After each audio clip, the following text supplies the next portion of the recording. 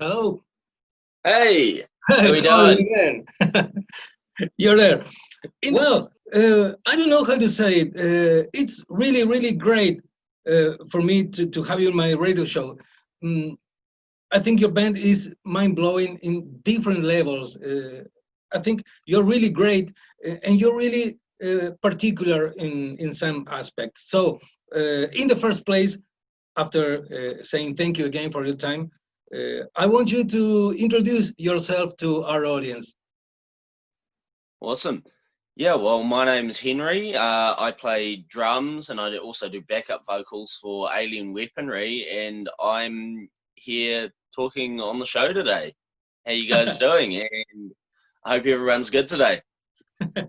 So, in the first place, why the name? Name.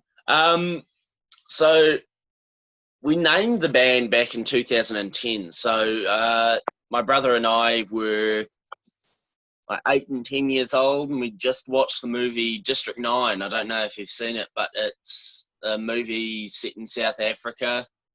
Um, it's actually a really awesome movie, and Lewis and I thought the movie was really cool, and we decided to name our band after it. You know, they got all the alien weaponry in the movie, and funnily enough, it's kind of it's taken on a bit of a new meaning as well, because of course in New Zealand, when New Zealand got colonized and all of a sudden British people brought muskets over, it was Mhm. alien weaponry for Maori in New Zealand. So That's it the kind of has story. to go That's hand the in hand. story behind Kaitangata.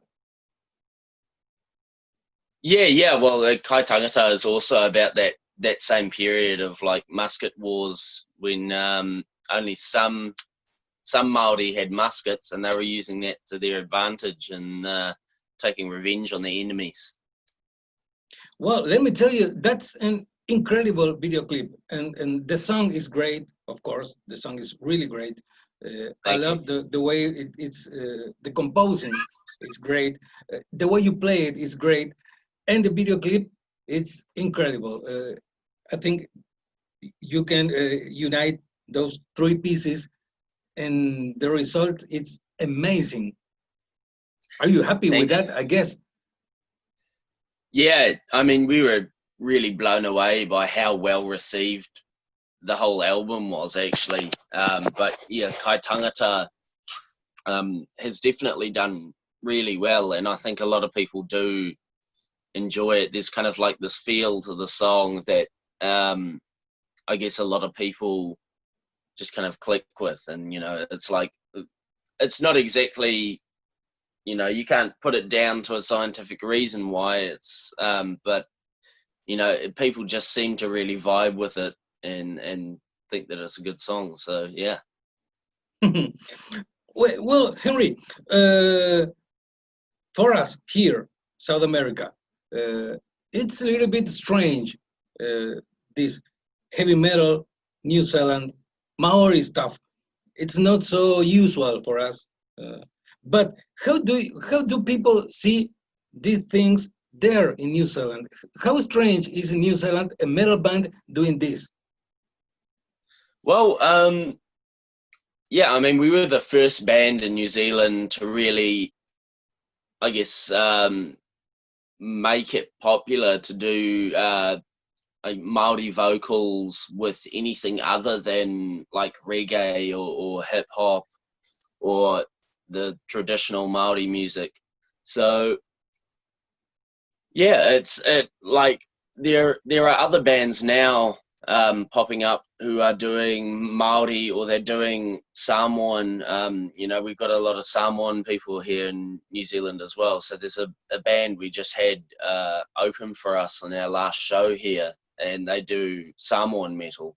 Mhm. So it's starting to become popular. But back when we started writing in Maori, no one else was doing it. So um, a lot of people, I guess, really just kind of discovered this was happening, and like, because it was so kind of new and like no one had done it before, I think that's what gave us a bit of an advantage, I feel.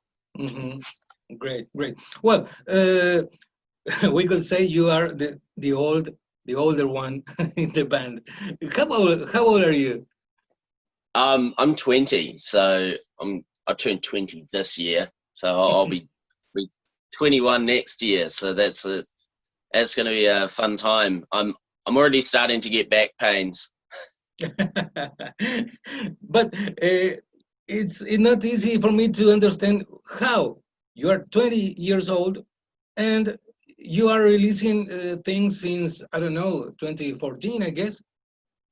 You were really, Yeah, really young. yeah. I mean, music has always been a really, really big part of my life and also my brother's life. Mhm. And so we've been writing music since we were. Well, I mean, Lewis wrote his first song when he was like 3. So um, yeah, it's just been something that's part of our life for so long that I guess we just got a bit of a head start on it. And your parents uh, got everything to do with this. Yeah, well, our father, he's actually he's our manager here in New Zealand, and he played guitar. He used to be in bands when he was our age, and so for us, we were just growing up around that. Um, they've always been very supportive of us. Our mum too. She's not so much into metal, but she puts headphones on when we practice. So Yeah, and I saw some videos around there showing that your touring is almost a family trip, we could say. yeah, yeah. Well, yeah. The last tours we've done have all been, you know, mum and dad both on the road. Mum's our tour manager. She's really good at organising things and putting stuff together. And our dad's a sound guy. He used to be a studio engineer for years, and so they're both happy to come on tour with us and do that to help us out. And of course, it does really, really help because when you don't have to, I guess, be dealing with someone that you don't know so much, it makes a working relationship a lot easier because I know my dad like the back of my hand. I've known him my whole life. And so Uh-huh. to work with him is so much easier than to work with someone who I have known for a few weeks, Uh-huh. which some Okay. do. And here in our country, we are poor countries with a lot of social troubles, we could say. Some people expect from a better band that the lyrics uh, should be related to these kind of troubles, social issues, and things like that. I guess there in your country, that's not. We could not expect you talk about those topics. Uh, what does people, if I'm a heavy metal fan there in your country, what does expect from a metal band? Oh, okay. So I mean, I guess to start off with, I probably want to say is that New Zealand actually has a lot of these really problematic issues, but they're a lot more buried down. There's a lot of other people who don't live here don't really see it that Hmm. much. We're a great country for tourist marketing. Hmm. So everyone loves to make New Zealand look fantastic from the outside. Uh-huh. But really, when you come here, we still have problems with homelessness and systemic racism. There's a still big problems in New Zealand society that it doesn't allow I guess a lot of people the freedoms that they deserve. And as far as metalheads in our country, I feel like New Zealand has some very devoted metalheads, and they do think you know, a lot of metalheads here do want to stand up for, you know, people who are less privileged and you know, who need a voice here. Uh-huh. And I saw some releasing from Alien Weaponry hit the charts there.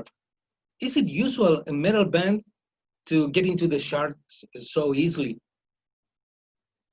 I I feel like it probably doesn't matter a whole lot, but as far as, you know, taking your name places that might not go if you're not charting, I guess it's useful. But yeah, as a metal band, you don't exactly thrive on hitting charts. You know, it's more about gathering a number of followers, you know, as you do everything, and it's having this loyal following that you really want as a metal band, isn't it? Great. Well, anyway, you play some real great gigs, we could say, in Europe, for example. Can you tell us something about those shows? um yeah, well, I mean, we've been to Europe now twice, and we've done some really awesome shows, some cool festivals. We got to open for Slayer in Germany, and their last show in Europe, which was like mind blowing. The fact we get to play with Slayer, it's like damn. And yeah, we've also been to the US, but I kind of don't want to talk about the US at the moment because it makes me feel sick talking about that place.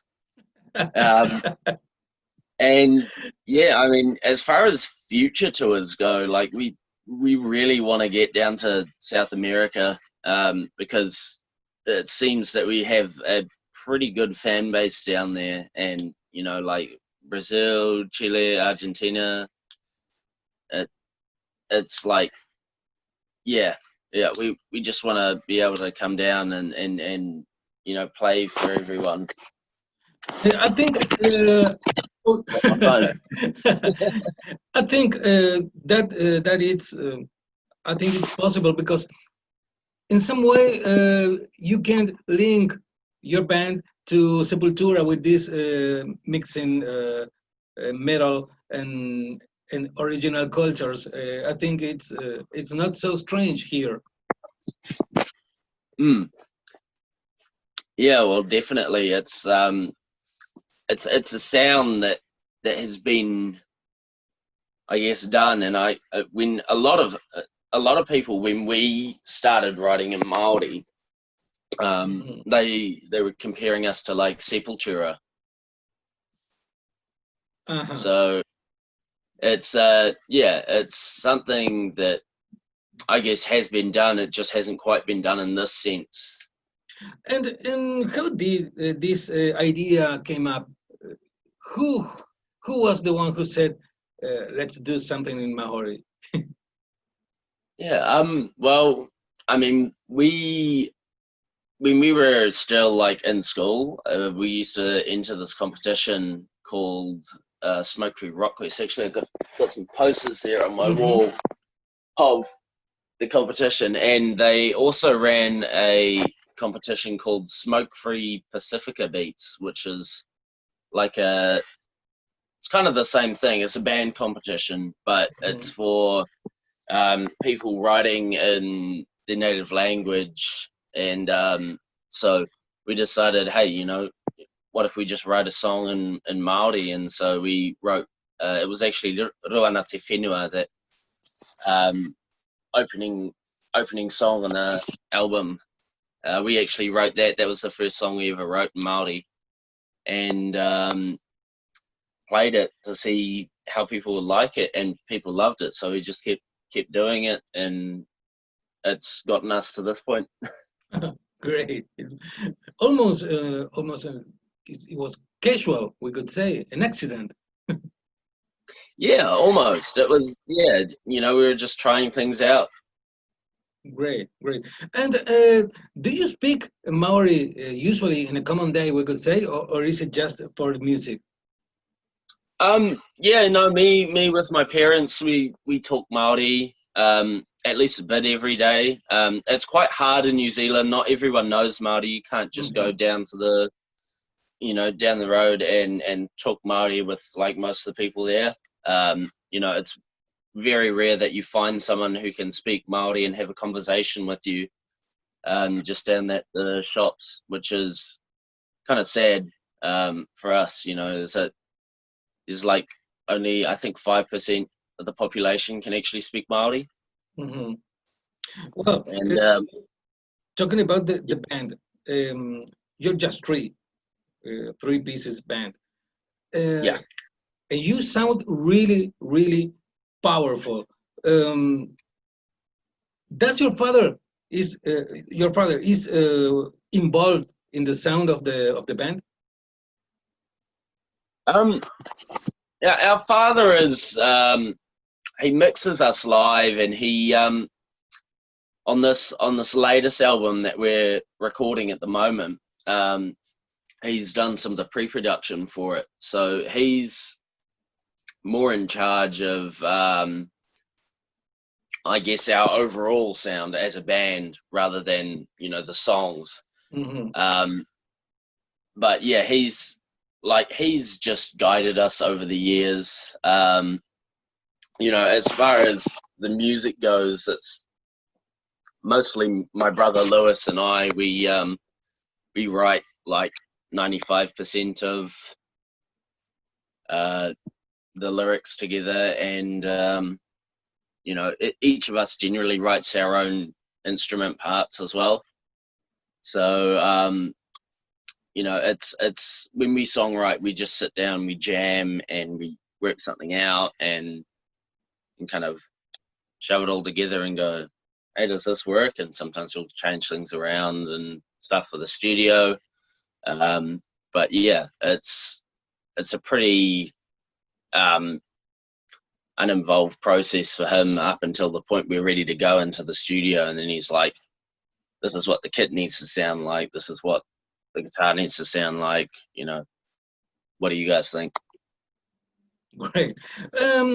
Talking about the near future of Alien Weaponry, what are you planning?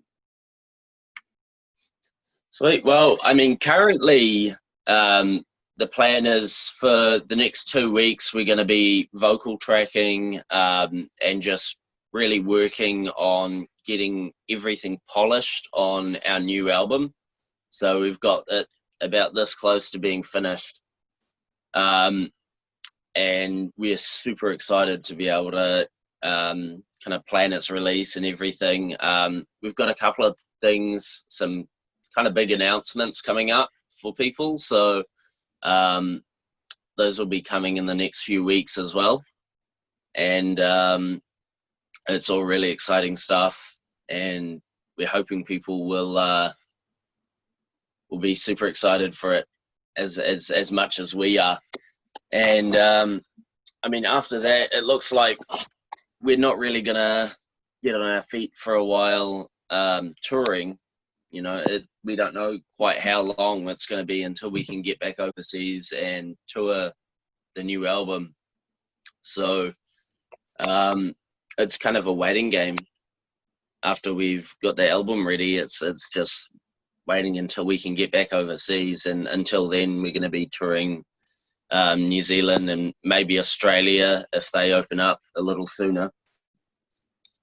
It will be great to have you here sometime here in Latin America. Hard out. Well, we can't wait to get over there. It's been something we've been talking about for a couple of years now, and we've got nearly every post. We've got about 3 people just all the time telling us, like, come to Latin America, you guys will love it here. And it's like, we know we will. Great.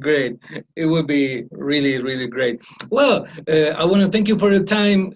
Give my regards to your mother, who was really kind to me. And I need you to choose 2 Alien Weaponry songs to close the show. Awesome. Okay, well, I would think obviously Kaitangata is, I think, everyone's favorite at the moment, and so yeah, that would be a great one to have. And I'm just thinking, I'll go with my personal favorite to play, which is Tiara. So Great. instrumental, but yeah, it's a really fun song to play, and I also just like the kind of ambience of it. I always like instrumentals. So Great. That's how we're closing this interview. Thank you very much, Henry. awesome. Thank you very much. Okay, thank you very much, man. Give my regards Awesome. to all the kids and goodbye. Thank you. Yeah, will do. Thanks, Ruben.